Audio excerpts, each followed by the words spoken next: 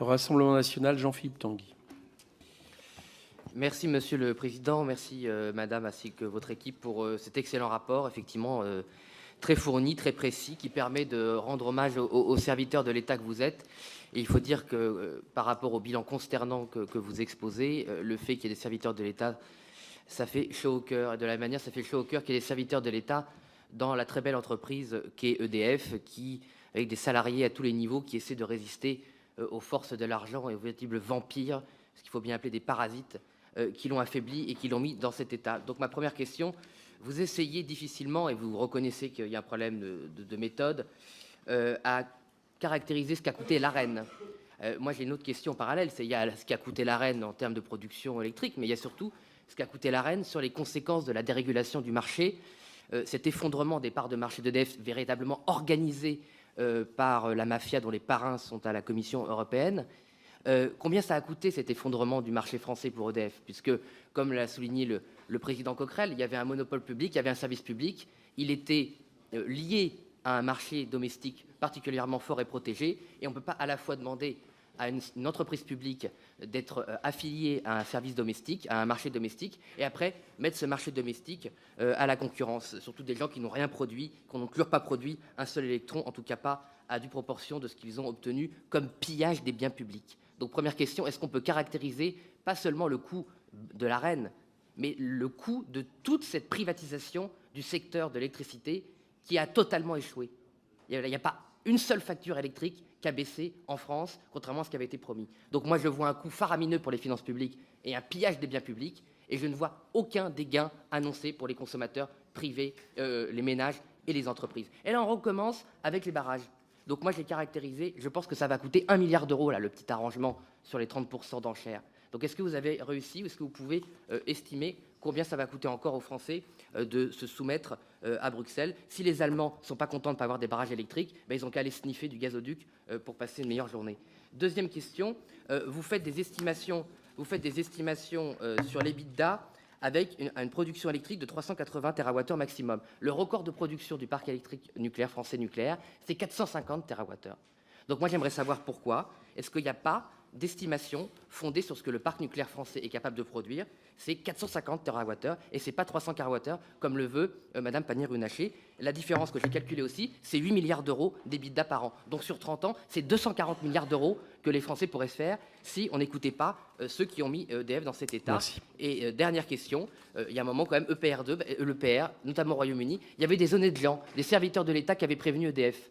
Donc moi, j'aimerais savoir aussi pourquoi, quand vous avez des gens au plus haut niveau d'EDF qui préviennent l'État, qui préviennent les médias, qui préviennent le débat public, eh ben on les écarte au profit d'escrocs qui mettent EDF dans cette situation financière. Merci, Madame la Présidente. Je serai sûrement plus rapide dans ma réponse, Monsieur le Président, sur le premier point sur l'Arenh et plus généralement l'organisation du marché européen de l'électricité. Nous avons fait, il y a quelques années, c'est dans la première slide, une évaluation de politique publique sur l'organisation des marchés de l'électricité. Il y a des choses qui fonctionnent, il y en a d'autres qui fonctionnent moins bien. Nous avions quelques recommandations sur ce point, donc je pense que nous y reviendrons également prochainement. Il est quand même de tradition que la Cour suive l'évolution de ces recommandations.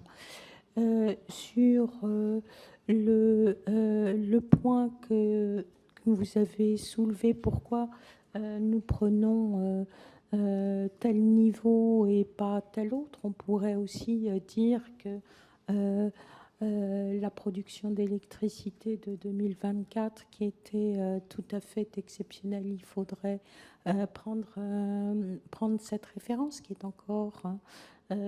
encore plus haute. Nous prenons, nous, les références que nous avons, tout simplement. Nous ne nous posons pas les questions, et vous avez raison de souligner, et nous l'avons dit, qu'il fallait tenir compte effectivement des du taux de charge et donc de la capacité de production du parc nucléaire, et que c'était une donne tout à fait fondamentale et sur lesquelles qui pouvait avoir beaucoup d'incidence sur la trajectoire financière du groupe. Je m'en tiendrai là.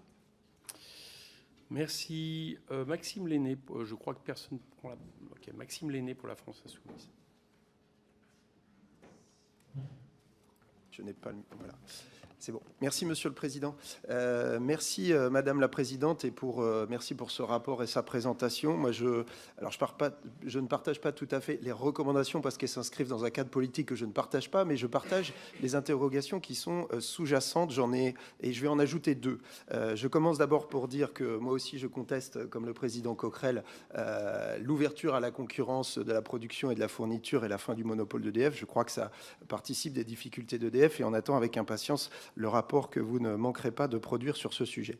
Mais donc j'ai deux interrogations. La première, c'est sur le nouveau nucléaire et l'aval du futur. On voit qu'on est sur des sommes colossales. Si on regarde vos chiffres, on est quelque part autour de 200 milliards d'investissements et qui se traduisent aussi par 200 milliards de dettes en 2040.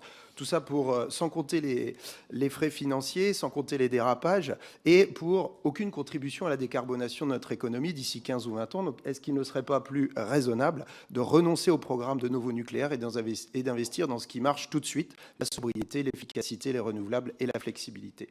Deuxième chose, c'est sur le dispositif post-ARENH et la régulation du nucléaire existant.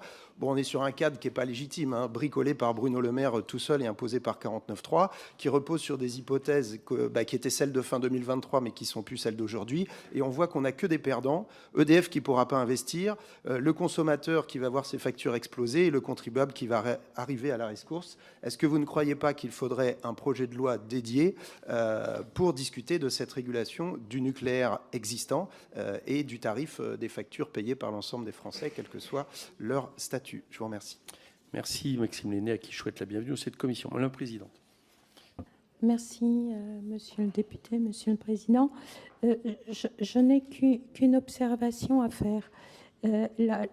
C'est une observation qui tient compte de notre contexte. Il faut savoir avoir un environnement qui ne soit pas en permanence perturbé et déstabilisé. Nous avons un groupe qui a de multiples qualités, qui est reconnu au plan international et qui est reconnu en France, qui contribue pleinement au marché européen. Je suis désolée de dire, il faut faire en sorte que ce groupe puisse continuer et être toujours plus performant et à répondre aux attentes des Français, qu'ils soient particuliers ou entreprises, et qu'ils remplissent ces missions de service public correctement. Tout simplement. Philippe Brun pour le groupe